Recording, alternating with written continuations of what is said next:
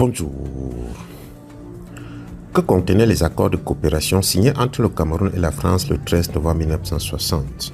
Dans la précédente chronique, nous avons relevé que tous les domaines étaient concernés par ces accords, 13 au total. De quel argent et comment le Cameroun va utiliser, à ce qui sera écrit dans les livres à utiliser pour l'enseignement, en passant par l'exploitation du sol et du sous-sol. Le rapport officiel commis par la commission mémoire en rend compte. Les textes ayant trait au volet militaire sont secrets de toute évidence. On lit dans le préambule qu'il découle du souci du Cameroun, je cite, de maintenir l'intégrité de ses limites territoriales et de garantir ses populations et ses ressources matérielles contre le danger d'agressions extérieures, manifeste sa volonté de coopérer avec la République française dans le domaine de la défense et demande notamment à celle-ci de lui apporter provisoirement l'assistance de ses forces armées en attendant qu'elle ait mis sur pied son armée nationale. Fin de citation. Le rapport note que la signature de ces accords masque à peine une réalité profondément déséquilibrée. Par sa tutelle économique et militaire, le semblant d'élections libres et l'installation des personnes choisies au pouvoir, puis par les termes des négociations, la France adhère à une souveraineté camerounaise en trompe l'œil.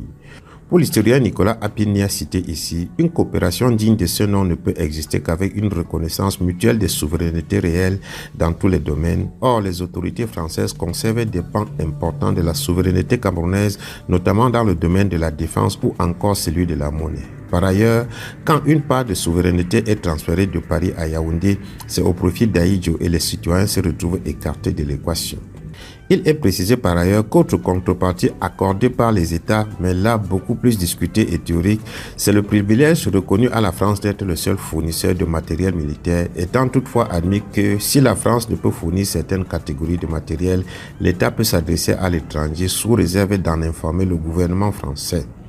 Une concession qui laisse toute latitude aux États de profiter des offres que font les États-Unis d'Amérique, l'Allemagne et Israël. Pour le volet culture, l'article 4 de la Convention prescrit que chaque État s'engage à favoriser sur son territoire la création par l'autre État de bibliothèques, d'instituts et de centres culturels destinés à répandre la connaissance mutuelle de leur culture et civilisation. Parmi les coopérants incarnant le mieux ces échanges culturels, les enseignants demeurent les plus représentatifs.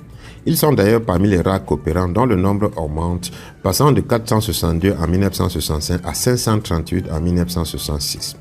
L'enseignement de la langue française, qui est d'ailleurs la seule langue utilisée dans l'enseignement et doit devenir la langue officielle, repose alors sur le recours aux textes des grands auteurs comme l'explique Jean-Pierre Bénard en 1965, mais il prévoit un certain temps avant que les bibliothèques des établissements scolaires camerounais ne soient dotées d'un nombre suffisant de livres et propose en attendant de s'appuyer sur les différents centres culturels pour prêter les ouvrages des auteurs au programme. Outre les écoles et les centres culturels, l'influence culturelle française se maintient par le biais de la radio, puisque l'OCARA, Office de coopération radiophonique, remplace le 14 avril 1962 la SORAFOM, Société de radiodiffusion de France d'Outre-mer, et une convention de coopération radiophonique entre les deux pays se substitue le 30 mai 1963 à celle du 27 juin 1960 et fait des stations la propriété de l'État du Cameroun. L'article 3 rappelle les liens entre les deux pays en expliquant que la radio doit servir à une meilleure connaissance mutuelle des deux pays et du rayonnement de leur culture commune, alors que les autorités politiques françaises s'engagent par le biais de l'article 7 à fournir le matériel technique nécessaire pour assurer le fonctionnement de la radio. En plus des accords dont le contenu fera l'objet d'autres analyses, la France tisse une véritable toile diplomatique sur le territoire camerounais sous le prétexte de surveiller ses ressortissants qui ont choisi de rester. Initialement, il est prévu que 3 consulats soient installés à Yaoundé, Douala et Garoua afin de gérer les questions administratives. Créé en 1960, le consulat de Yaoundé prend en charge les communautés installées dans les départements du Nyon et Sanaga, du Ntem, du Djaé-Lobo, du Onyon, du Lom et Kadei, du Bam et de Bumbangoko. Celui de Douala, installé dès janvier également, est confié au consul André Brenac, comprend les autres circonscriptions du sud du pays, le Vouri, Kribi, la Sanaga maritime, le Nyon et Kélé, le Nkam, le Mungo et les départements de la région Bamileke, Bamoun, Ménois, Ndé, Mifi, Onkam et Bamoutous. Un 3e consulat est créé à Boya après la réunification, mais celui de Garoua traîne jusqu'en 1965 quand Charles Hersch y est envoyé pour occuper le bâtiment nouvellement construit. Au lendemain de l'indépendance déjà, André Brenard, le consul général de France au Cameroun, résidant à Douala, demande au regard de l'importance démographique de la population française vivant sous sa responsabilité, près de 7 000 parmi les 9 000 Européens du Cameroun, mais également de l'étendue de sa circonscription et du coût des déplacements, que soient créées 5 agences consulaires, Edeyang, Kongsamba, Tchang, Fumban et Kribi. En attendant, il propose de désigner d'une manière officieuse et sous sa seule responsabilité une personne dans chaque ville afin de centraliser les demandes et de les lui transmettre.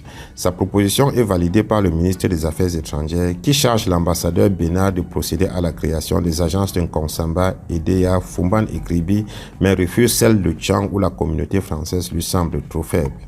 De l'ambassade donc dépend déjà un important réseau consulaire qui se déploie lentement au Cameroun après l'indépendance. La France, qui est supposée être partie, compte ainsi au lendemain de l'indépendance 8 bureaux consulaires sur le territoire contre seulement 2 avant. Il n'y avait pas meilleure façon de rester en partant ou de partir en restant. Bon week-end.